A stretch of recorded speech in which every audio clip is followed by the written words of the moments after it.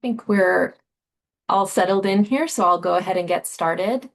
My name is Jacquelyn Bengfort. I work as the Program Marketing Manager at Scholarship America. I want to thank all of you for joining us for today's webinar, which is generously supported by a grant from the New York Bar Foundation. Today, we'll be exploring how law school scholarships can act as a shaping force for the field of law, with a particular focus on the Milestone Trial Lawhurst Scholarship, which is open for applications right now. We're also lucky to be joined today by M. Salman Ravala, Esquire, an attorney, arbitrator, and mediator at Crisione Ravala LLP. Mr. Ravala is a member of the Board of Directors at Scholarship America and chairs Lawyers Friends of the New York Bar Foundation. He teaches at Columbia University and New York Law School and has been honored with the American Red Cross Distinguished Service Award and the President's Call to Service Award, among many other recognitions for his accomplishments in law. He'll offer some opening remarks. Good afternoon, everybody, and thank you so much to the organizers and supporters of this important webinar, especially at this time, not only in the city of New York and across the state of New York, but also around the country, as we celebrate the 250th anniversary of our nation. Lawyers are really everywhere, but we want to try and understand why this conversation is important from my perspective. Briefly, I am an attorney and I have been practicing for just over 15 years. I teach as an adjunct professor, I mentor law students, and I serve on a variety of boards and bar association committees. And through that experience, I come across a lot of people who are either entering the legal profession or are law students. And truly, student success is based on financial support and programming around mentorship and public service-oriented careers, which are transformed through financial support. I have seen it firsthand, the challenges students face in pursuing and sustaining a legal career. So I'm very excited for this conversation generally, but also for us to be having it at this time. Look, the reality is law school is a significant investment. There are high tuition costs, but also there are extremely high living expenses given the affordability crisis in New York City, New York State, and across the nation. There is, of course, bar exam preparation, but also the infamous summer associateships, right? So if there is summer programming around seeking a opportunity over summer break for law students, that may cost relocation costs, living expenses, and the like, and of course, lost earning opportunities during years of study. So the financial pressures are large and can certainly discourage talented students from pursuing legal careers. This is where I think scholarships and student support programs come in handy, and I truly believe that they expand access. Scholarships do more than just reduce debt. From my perspective, they create opportunity. And why not create opportunity for people that are going to help build a legal profession and are committed to civic and public service? It should certainly represent the communities lawyers serve, and it provides access opportunities to talented individuals across the country. I also, as you heard, serve on the board of the New York Bar Foundation, which briefly for 75 years has helped in the state of New York foster public faith in the law and expand access through justice. Through its grant-making programs, millions of dollars have supported hundreds of nonprofit organizations, and in 2025 alone, the foundation approved more than $500,000 in grants to support critical legal services. They provide fellowships and scholarships to over 900 students over the last 25 years and have provided millions of dollars in student support. I'm very pleased that they are partnering with Scholarship America and leading this webinar with the great team at Scholarship America to be a part of this conversation. And I invite bar leaders, bench leaders, law firm leaders to join in this conversation again during what I think is a very important time and a very critical time to make an investment in the legal profession. Jackie. Thank you for the perspective and passion you bring to this work. It's really a pleasure to hear from you today. Um, I wanted to talk a little bit about Scholarship America. Uh, we are the nation's largest administrator of private scholarships, and we've been proudly nonprofit since our founding in 1958 as Dollars for Scholars. Dollars for Scholars is still a part of the work that we do with about 10,000 volunteers across the country. Our mission is to break down financial barriers between people and their educational dreams. And since our founding, we've distributed $6 billion to 3.5 million students, including $338 million to 100,000 students just last year. If you're interested in learning more about how we approach our mission, we have a webinar library that is an incredible resource, and you'll find sessions there on emergency aid as a retention strategy, the future of DAF-funded scholarships, strategies for reaching more scholarship applicants, supporting students with disabilities and other health challenges, and scholarship strategies for vocational students and trade apprentices. I'll share a QR code at the end of this session that will take you to that library so you can explore more perspectives. If you're here today, you're probably aware of the expense associated with attending law school. We know that many law students graduate into good paying careers, but they are also graduating with a staggering amount of debt.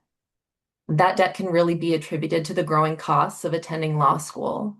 For 2026 graduates, the average total cost of law school approached $200,000.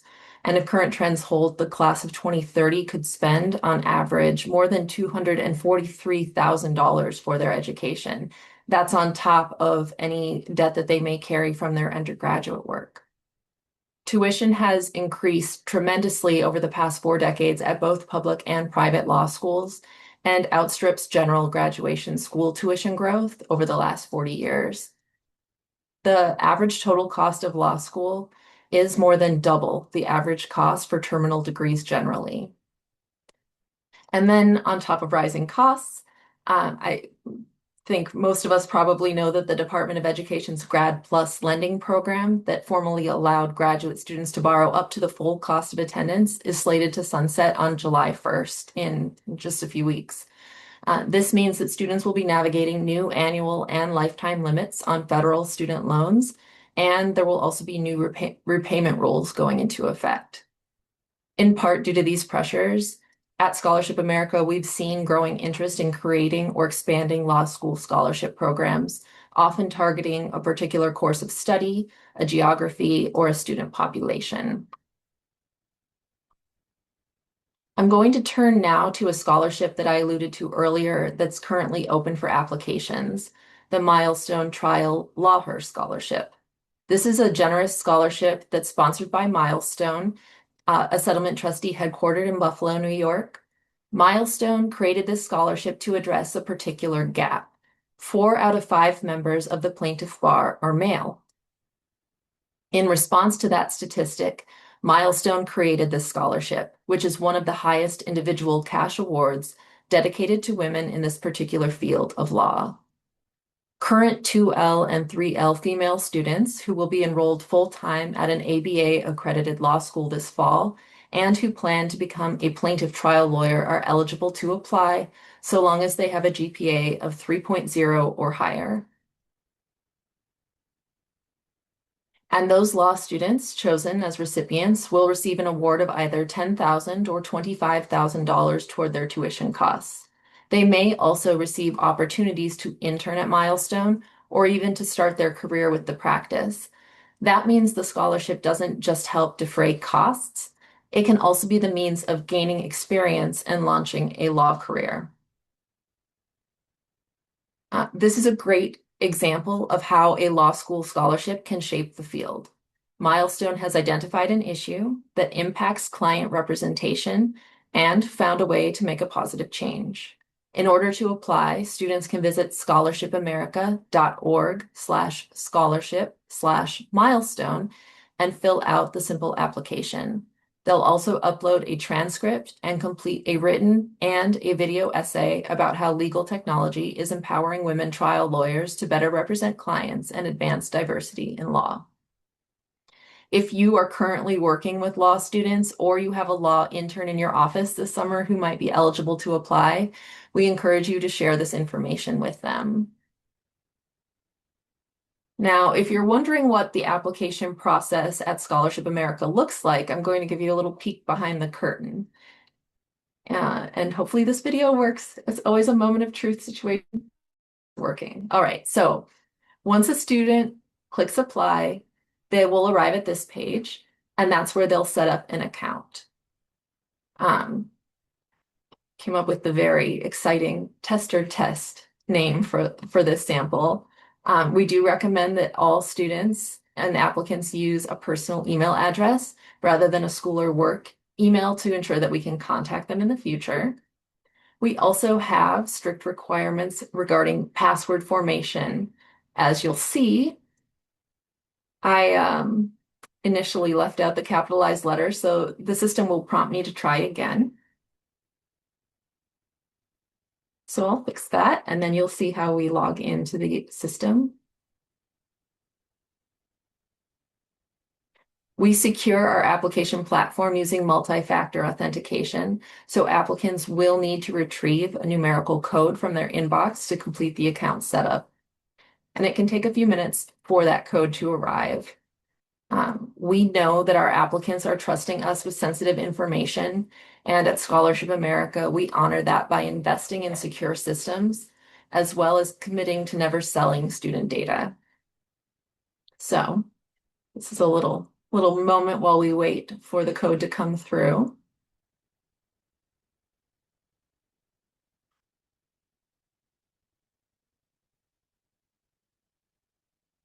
So once that 6-digit code comes through, applicant will click Next.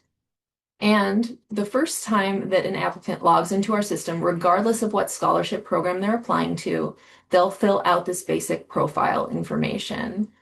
The great news is that this task only needs to be completed once. And once applicants have completed the information, it will automatically fill out that part of the application for any scholarship that they apply to. They can update it as anything changes, like GPA might change, future plans may change, but they do not need to start from scratch every time they apply to a scholarship program through Scholarship America. The profile collects basic demographic information, educational history, educational plans for the future, and also covers the terms and conditions that govern the use of their data. Our goal for the profile is that it will simplify and streamline the application portion of the process while helping scholars connect to additional opportunities. Once the profile is filled out, the applicant clicks Create Profile and will then be able to complete the application to the particular opportunity that they're interested in.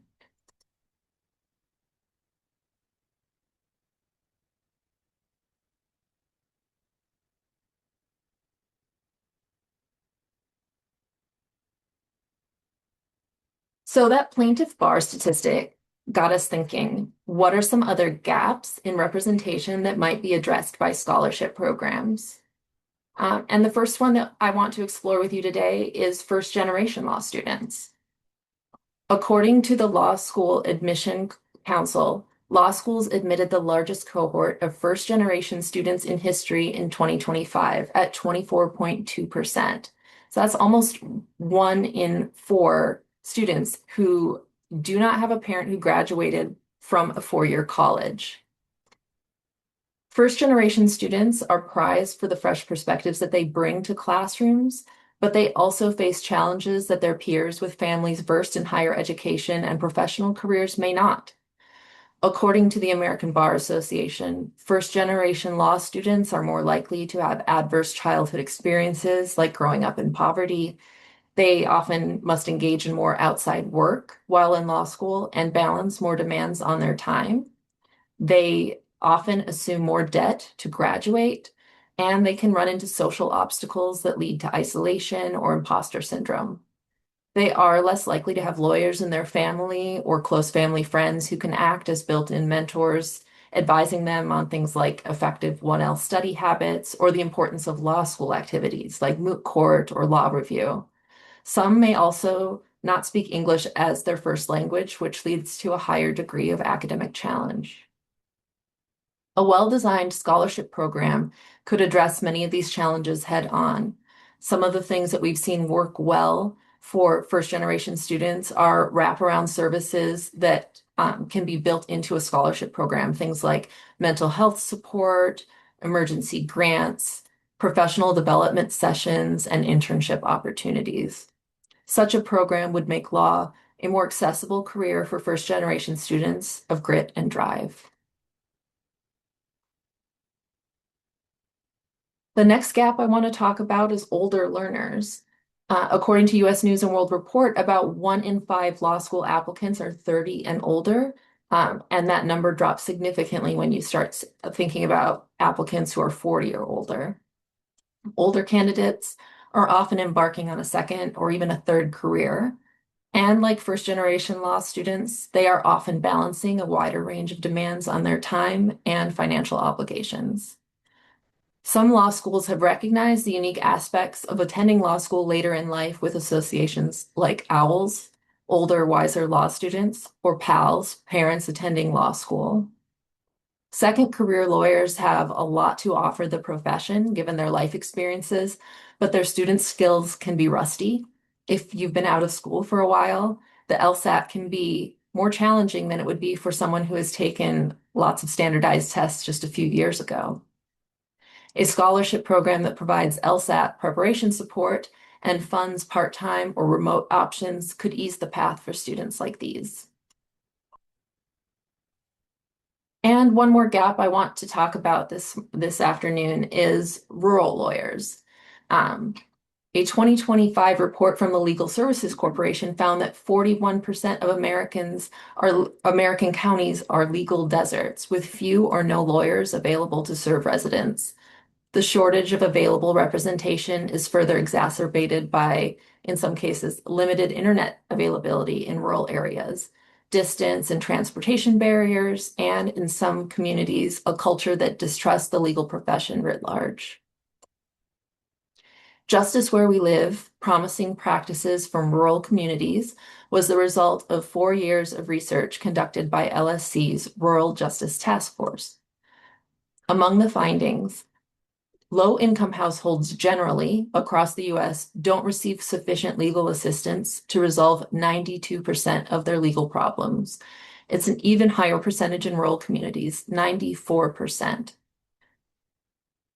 One of the remedies recommended by the LSC's Rural Justice Task Force to address this gap is investment in programs to increase the number of lawyers in rural and remote communities.